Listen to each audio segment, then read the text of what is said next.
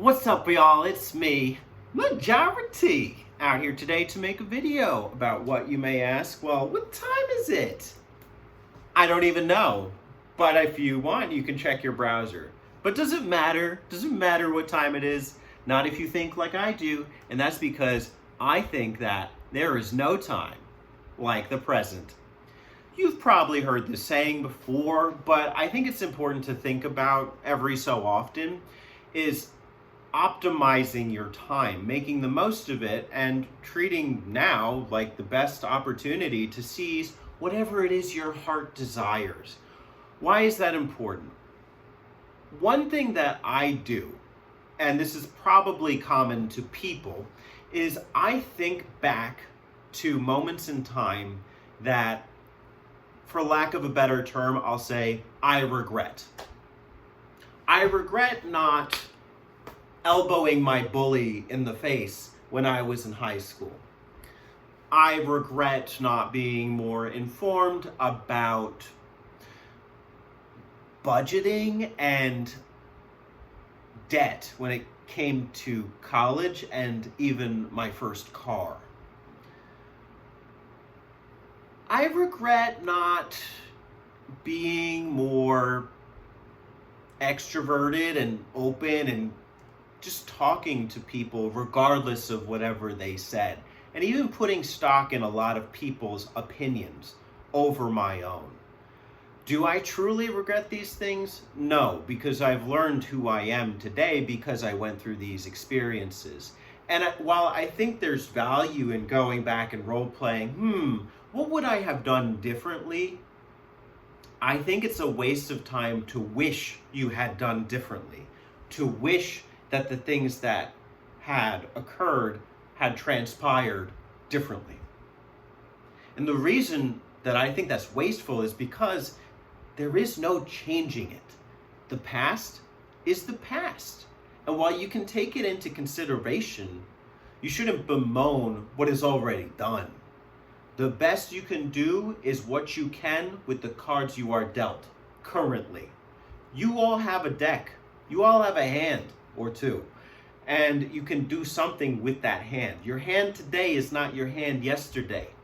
Make the most of the cards you are currently dealt. So, some examples of this that I've thought of recently, one major one anyway, is, I see the popularity of content creators, and I see what they do, and it's really not too far different from me. I guess just the extent to which they differ is they really went all in. Like, they really stream and, work on publishing any videos all the time. And then I hear them talk about how they made millions of dollars, and not even doing the selling the crypto crap. And I'm like, you're doing this legitimately and I didn't figure out a way to do this? When I came out of college, this goes back to the debt thing, my family and I came out $100,000 plus in debt for my school. And I remember so many times just feeling so hopeless about it. Even my first year in school, I just saw the dark at the end. There was no end of the tunnel. It was just dark. And, I kept getting pushed, just finish the degree, whatever. And it was good, and it all worked out, thankfully. And I have a profession that has supported me in getting my life back together. But I think back to that, and even when I started my YouTube channel doing the things I loved, I really emulated Classic Game Room a lot. I just posted video game reviews of any video game I was playing, and I was having a lot of fun doing it. But I'd be lying to myself if I said, oh, this was just for fun. No, I was really pushing to create some viable career path for myself and way to get myself out of that sinkhole. I guess I just didn't own it enough at the time. I remember people in my community, some of you are probably still here and can even attest to this, that there was a very anti-money-making sentiment in the YouTube space. And I can understand why, there were a lot of people who, everybody had like Patreon, it kind of seemed like, and it seemed like there was the Patreon creators and then just everybody else. The difference was like, I think that everybody else wasn't really treating it like a job. And here I was treating it like a job, but trying to be on the moral side of like, oh yeah, I don't want to milk off my consumers or whatever, or my viewers. And I think that had I owned my position more, that I was in such a low point, there is no reason I couldn't have gotten to where a lot of people have got today. But I don't wish any differently, because there is no time like the present. What's to say I can't do that strategy now? I can't stream whatever I want for multiple hours a week and then clip it and post it to YouTube and try and grow the channel and to build an audience and to get memberships and to whatever. There's nothing. I can do that. And I do want to address the debt thing for a moment. I know it's a little bit of a sidebar. I did pay it back. I paid back on my end how much I owed, and I supported my parents as much as I was able to.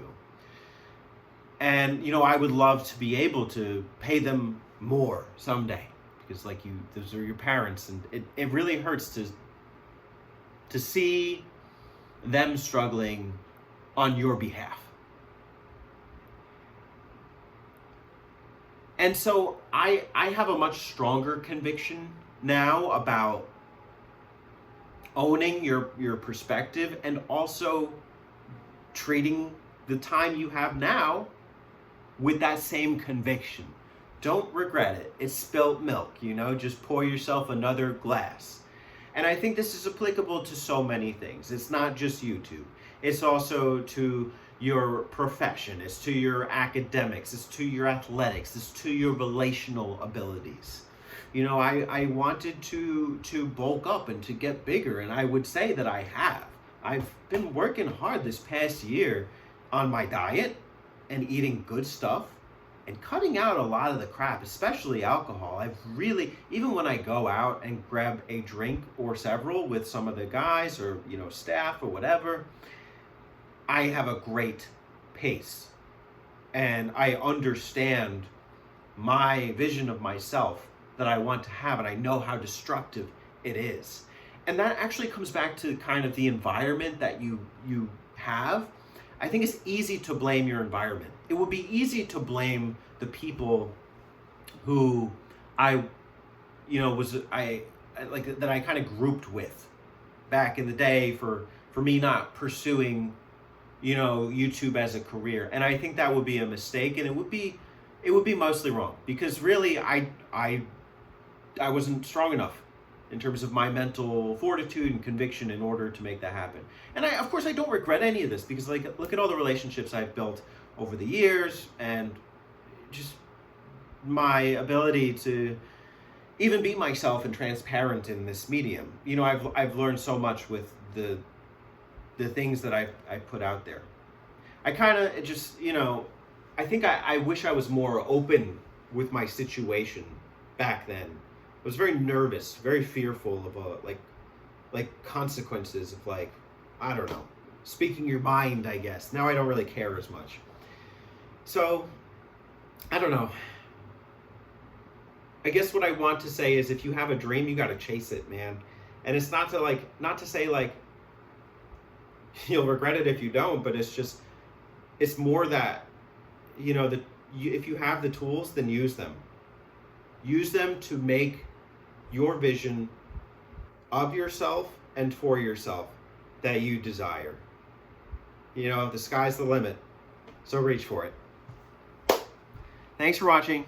Subscribe if you're new, and have a wonderful weekend, everybody. Ta-ta!